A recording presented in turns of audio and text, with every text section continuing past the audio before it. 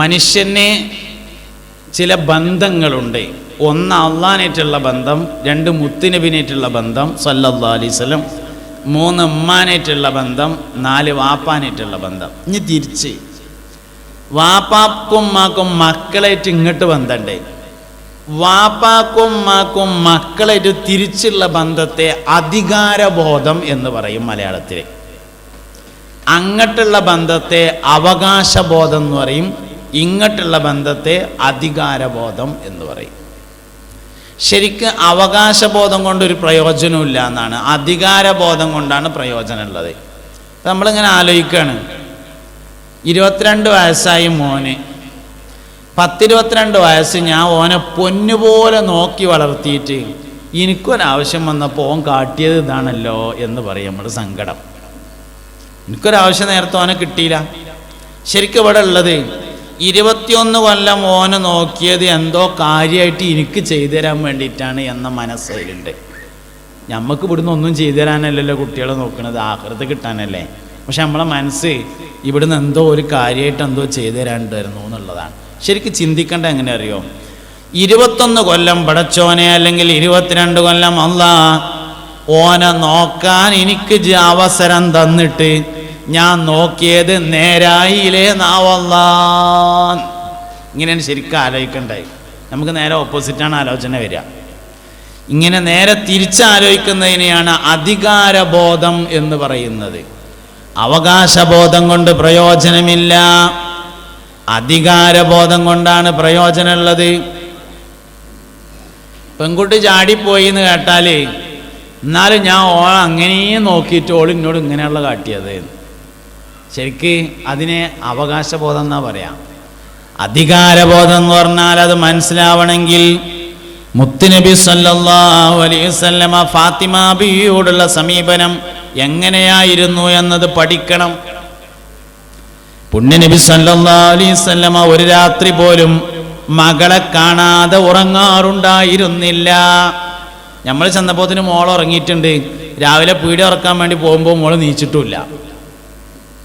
ഇങ്ങനെയാണ് നമ്മളെ ബോധം. എന്നിട്ട് നമ്മളിങ്ങനെ കുറേ എത്തിയതിന് ശേഷം പറയാണ്, എന്നാലും ഇപ്പം എന്നോട് ഓൾ ഇയാതി പണി കാട്ടിയല്ലോ.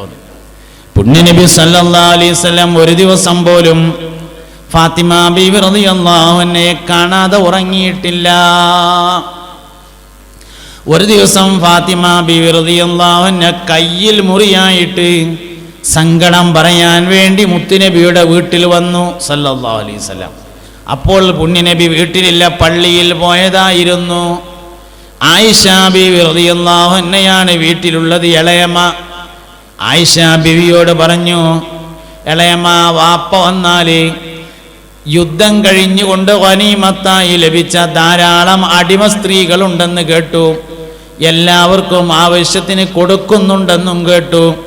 എൻ്റെ കയ്യിത ആസുകല്ല് പിടിച്ചിട്ട് പൊട്ടിമുറിയായിരിക്കുന്നു, എല്ലാവർക്കും കൊടുക്കുന്നത് പോലെ എനിക്കും ഒരടിമയെ തരാൻ പറയണേ എന്ന് പറഞ്ഞു.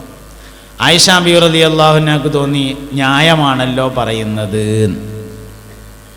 മുസ്തഫായ നബി സല്ലല്ലാഹു അലൈഹി വസല്ലമ തങ്ങൾ വന്നപ്പോ ആയിഷ ബീവി റളിയല്ലാഹു അൻഹ വിവരം പറഞ്ഞു. ഉടനെ പോയി ആയിഷ ബീവി ഫാത്തിമ ബീവി താമസിക്കുന്ന വീട്ടിലേക്ക്. നബി തങ്ങളുടെ വീടും ഫാത്തിമ ബീവി റളിയല്ലാഹു അൻഹയുടെ വീടും തമ്മിൽ കുറച്ച് അകലമുണ്ടായിരുന്നു. അങ്ങോട്ട് പോയി ചെന്നപ്പോൾ അവർ കിടക്കാൻ വേണ്ടി ഒരുങ്ങാണ് രണ്ടാളും, അലി റളിയല്ലാഹു അൻഹും ഫാത്തിമയും. തലയുടെ ഭാഗത്ത് ഇങ്ങനെ ചെന്നിരുന്നു കട്ടിലിൻ്റെ. എന്നിട്ട് പറഞ്ഞു, മോളെ ഇന്ന് മോള് വീട്ടിൽ വന്നിരുന്നു എന്ന് എന്നോട് പറഞ്ഞു, കൈയെല്ലാം പൊട്ടിമുറിയായിട്ടുണ്ട് എന്നും പറഞ്ഞു. വാപ്പാൻ്റെ മോൾക്ക് ഒരടിമയെ വേണമെന്ന് പറയുകയും ചെയ്തു. മോളെ, ഒരടിമയെ തരുന്നതിനേക്കാൾ ഖൈറായ ഒരു കാര്യം നിനക്ക് ഞാൻ പറഞ്ഞു തരട്ടെയോ മോളെ? ഫാത്തിമ ബീവി പറഞ്ഞു, എന്നാ അങ്ങനെ ഒന്നുണ്ടെങ്കിൽ പറഞ്ഞു തരികയാണ്. അതിൽ പറഞ്ഞു, ഇതാ അറത്തി മദ്ജാക്കി, ഫാത്തിമ നീ ഉറങ്ങുന്ന സ്ഥലത്തേക്ക് ചെന്നാൽ ഫഖൂലി സുബ്ഹാനല്ലാഹ് സലാസൻ വസലാസീൻ, 33 സുബ്ഹാനല്ലാഹ് പറയണം. വഖൂലി അൽഹംദുലില്ലാഹ് സലാസൻ വസലാസീൻ, 31. ലോകത്തും ഞാൻ വേറെ ലോകത്താണോ? നിങ്ങൾ വല്ല ആകാശലോകത്തൊന്നല്ലല്ലോ, ഈ ഭൂമിയിൽ തന്നെയാണല്ലോ അല്ലേ?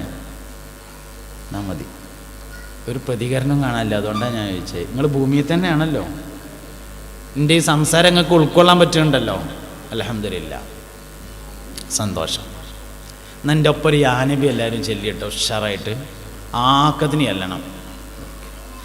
യാനബി സലാം അലൈക്കും, യാ റസൂൽ സലാം അലൈക്കും, യാ ഹബീബ് സലാം അലൈക്കും, സലവാത്തുല്ലാഹ് അലൈക്കും. ഇനി ഒരു വരി അറിയും പോലെ ചെല്ലട്ടോ, അറിയാത്തൊരു മൂളിയ മതി. അശ്റഖൽ ബദ്റു അലൈനാ വഖ്തഫത് മിൻഹുൽ ബുദൂറു മിസ്ല ഹുസ്നിക മാ റഅയ്നാ ഖത്തു യാ വജ്ഹ സുറൂരി, യാ നബി അലൈക്കും, യാ റസൂൽ സലാം അലൈക്കും, യാ ഹബീബ് സലാം അലൈക്കും, സലവാത്തുല്ലാഹ് അലൈക്കും. പ്രവാചക വൈദ്യത്തിൽ തിബ്ബുൻ നബവിയിൽ കരൾ രോഗങ്ങളെ കുറിച്ച് പഠിക്കുമ്പോൾ ആദ്യം പഠിക്കുന്ന ഹദീസ് ഇതാണ്. ഫാത്തിമത്തു ബിദ്അത്തും മിന്നി എന്ന ഹദീസാണ് ആദ്യം പഠിക്കുക. ഫാത്തിമ എൻ്റെ കരളിൻ്റെ കഷ്ണമാകുന്നു എന്ന ഹദീസ്. ഇതിലൊരുപാട് അത്ഭുതങ്ങളുണ്ട് എന്നാണ് ഈ ഹദീസിൽ. ഫാത്തിമത്തു ബിദ്അത്തും മിന്നി എന്നതിന് ഫാത്തിമ എൻ്റെ കരളിൻ്റെ കഷ്ണമാണെന്ന് തന്നെ അർത്ഥം വെക്കണം. കാരണം ഫാത്തിമത്തു ഖിത്അത്തു കബിദി എന്ന് വേറെ ഹദീസ് ഉള്ളതുകൊണ്ട്, ഫാത്തിമ ഖിത്അത്തു കബിദി എൻ്റെ കരളിൻ്റെ കഷ്ണമെന്ന് വേറെ ഹദീസിൽ വന്നതുകൊണ്ട് ഈ ഹദീസിന് ഇങ്ങനെ തന്നെ അർത്ഥം വെക്കാൻ പറ്റുള്ളൂ. ബിദ്അത്ത് എന്നുള്ളതിന് കരളിൻ്റെ കഷ്ണം എന്നേ അർത്ഥം വെക്കാൻ പറ്റുള്ളൂ, അല്ലെങ്കിൽ വേറെ എന്തെങ്കിലും അർത്ഥം വെക്കാമായിരുന്നു. പക്ഷേ ഇതിനെ വിശദീകരിക്കുന്ന മറ്റൊരു ഹദീസുണ്ട്, അതുകൊണ്ട് അങ്ങനെ തന്നെയാണ് അർത്ഥം പറയേണ്ടത്. അതാണ് ഒരു കാര്യം. രണ്ടാമത്തൊരു കാര്യം ഫാത്തിമ എൻ്റെ കരളിൻ്റെ കഷ്ണാണ് എന്ന് എന്തിനാ പറഞ്ഞത്? എൻ്റെ കരളാണ് എന്ന് പറഞ്ഞാൽ പോലെ ഫാത്തിമത്തു ഖിത്അത്തു കബിദി എന്ന് പറയണ്ടല്ലോ. ഫാത്തിമത്തു കബിദി, ഫാത്തിമ എൻ്റെ കരളാണ് എന്ന് പറഞ്ഞാൽ പോരെ. ഒരു വാക്ക് ഏറെ പറയേണ്ട ഒരു ആവശ്യമില്ലല്ലോ. നബി തങ്ങളാണെങ്കിൽ സല്ലല്ലാഹു അലൈഹി വസല്ലം വെറുതെ സംസാരിക്കുന്ന ആളുമല്ല. നമ്മളാണെങ്കിൽ വെറുതെ തമാശക്കൊക്കെ ഇരുന്നിട്ട് ഇങ്ങനെ വെറുതെ വർത്താനം പറയും. നബി തങ്ങൾ അങ്ങനെ പറയില്ലല്ലോ സല്ലല്ലാഹു അലൈഹി വസല്ലം. അതുകൊണ്ട് ഒരു വാക്ക് ഏറെ പറഞ്ഞിട്ടുണ്ടെങ്കിൽ അതിന് ഏറെ അർത്ഥമാണല്ലോ. അപ്പോൾ എന്തിനാണ് കരളിനെ കഷ്ണമാക്കിയത്? അതിൻ്റെ ഉത്തരം, ഇത് പറയുന്ന 1400 കൊല്ലങ്ങൾക്ക് മുമ്പുള്ള വിശ്വാസമനുസരിച്ച് ശരീരത്തിലെ ഏറ്റവും പ്രധാനപ്പെട്ട അവയവം കരളാണ്. അതിന് എന്തെങ്കിലും നേരിയ കേടുപാട് പറ്റിയാൽ അവൻ്റെ ജീവൻ അപകടത്തിലാകുമെന്നാണ് അന്നത്തെ വിശ്വാസം. ഗ്രീക്ക് സയൻസാണ് അന്ന് നിലവിലുള്ളത്. ഗ്രീക്ക് സയൻസിൻ്റെ അക്കാലത്തെ കാഴ്ചപ്പാട് അതാണ്. അവരോടാണ് പറയുന്നത് ഫാത്തിമ എൻ്റെ കരളിൻ്റെ കഷ്ണാണ് എന്ന് പറഞ്ഞാൽ കരൾ ഒരു കഷ്ണം മതി എന്നാണ് അതിൻ്റെ അർത്ഥം. ഇന്ന് കരൾ മാറ്റ ശസ്ത്രക്രിയ ഉണ്ടല്ലോ, കരൾ മാറ്റി വെക്കും. കരൾ മാറ്റി വെക്കുക എന്ന് പറഞ്ഞാൽ കരൾ മുഴുവനല്ല വെക്കണേ, കരളിൻ്റെ ഒരു കഷ്ണം വെക്കണേ. ക്യാൻസറുകളുടെ കൂട്ടത്തിൽ ഏറ്റവും വേഗം സുഖപ്പെടുത്താൻ പറ്റുന്നത് കരളിൻ്റെ ക്യാൻസറാണെന്നാണ്. കാരണം 2/3 ഭാഗം മുറിച്ചു കഴിഞ്ഞാലും ബാക്കി 1/3 ഭാഗം ബാക്കി ഉണ്ടെങ്കിൽ പഴയതുപോലെ വളരും. ഇത് കണ്ടുപിടിച്ചിട്ട് വളരെ അടുത്ത കാലം കേട്ടോ. ഇത് 1400 കൊല്ലങ്ങൾക്ക് മുമ്പുള്ള വർത്താനാണ്. സല്ലല്ലാഹു അലൈഹി വസല്ലം. അതൊരു കഷ്ണം മതിയെന്നാണ് ഞാനിതിങ്ങനെ ആലോചിച്ചത്.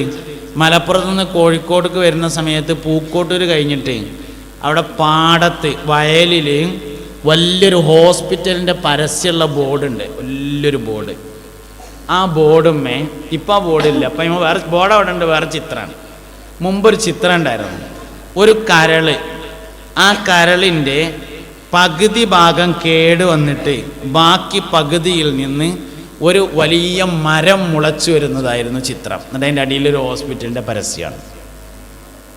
അങ്ങനെ ഉണ്ടായിരുന്നു. അത് കണ്ട സമയത്താണ് ഈ ഫോട്ടോ എന്തായിരിക്കും ഇങ്ങനെ എന്നത് ആലോചിച്ചത്. അങ്ങനെ അതിനെക്കുറിച്ചുള്ള അന്വേഷണം നടത്തിയപ്പോഴാണ് കരൾ മുഴുവൻ ആവശ്യമില്ല, കരളൊരു കഷ്ണം മതി എന്ന വിവരം ലഭിച്ചത്. ഫാത്തിമേൻ്റെ കരളിൻ്റെ കഷ്ണമാണ് എന്നാണ്. കരൾമാറ്റ ശസ്ത്രക്രിയ എന്ന് പറയുന്നത് 6 മണിക്കൂറിനുള്ളിലാണ് നടത്തുക. മുമ്പത്തെ ഇതനുസരിച്ച് 6 മിനിറ്റിൻ്റെ ഉള്ളിൽ നടത്തണം എന്നായിരുന്നു. ഇന്ന് 6 മണിക്കൂറിനുള്ളിലാണ് കരൾമാറ്റ ശസ്ത്രക്രിയ നടത്തുക. ഒരാളെ കരളെടുത്ത് മറ്റൊരാൾക്ക് വെക്കുന്നതിൻ്റെ ഇടയിലുള്ള സമയം 6 മണിക്കൂറാണ്. നമ്മൾ പറയണത് 6 മണിക്കൂർ പോരാന്നാണ്, 6 ദിവസം വേണം. 6 ദിവസം പോരാ, 6 ആഴ്ച വേണം. 6 ആഴ്ചയും പോരാ, 6 മാസത്തിൻ്റെ ഇടയിൽ മാറ്റി വെക്കാൻ പറ്റണം. കാരണം മുത്തുനബി വഫാത്തായി 6 മാസം തികഞ്ഞെന്നാണ് ഫാത്തിമ ബി വഫാത്തായിട്ടുള്ളത്. കരളല്ലേ?